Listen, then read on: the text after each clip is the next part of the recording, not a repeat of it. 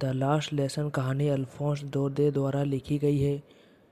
यह कहानी फ्रांस और प्रूसिया के युद्ध के समय की है और मातृभाषा के महत्व को दर्शाती है। कहानी का मुख्य पात्र फ्रांज है, जो एक स्कूल का छात्र है।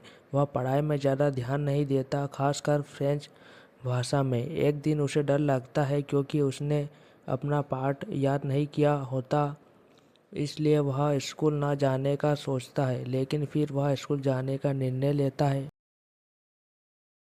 रास्ते में उसे कुछ अजीब लगता है। गांव के लोग नोटिस बोर्ड के पास इकट्ठा होते दिखते हैं, जहां आमतौर पर महत्वपूर्ण सूचनाएं लगती है।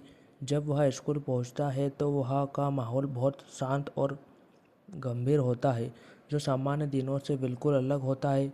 उसके शिक्षक एम हेमल आज अपने विशेष कपड़ों में होते हैं, जो वे केवल खास मौक़ों पर पहनते हैं। कक्षा में गांव के बुजुर्ग लोग भी पीछे बैठे होते हैं, जो यह दिखाता है कि वे इस दिन को कितना महत्वपूर्ण मानते हैं। फिर एम हेमल एक दुखद समाचार सुनाते हैं कि बर्लिन से आदेश आया है कि अब से स्कूलों में केवल जर्मन भाषा पढ़ाई जाएगी। इसका मतलब है कि आज उनका आखिरी फ्रेंच का पाठ लास्ट लेसन है। यह सुनकर फ्रांज को बहुत पछतावा होता है कि उसने अपनी भाषा और पढ़ाई को पहले महत्व नहीं दिया। एम हेमल बच्चों को फ्रेंच भाषा की सुंदरता और महत्व के बारे में बताते हैं।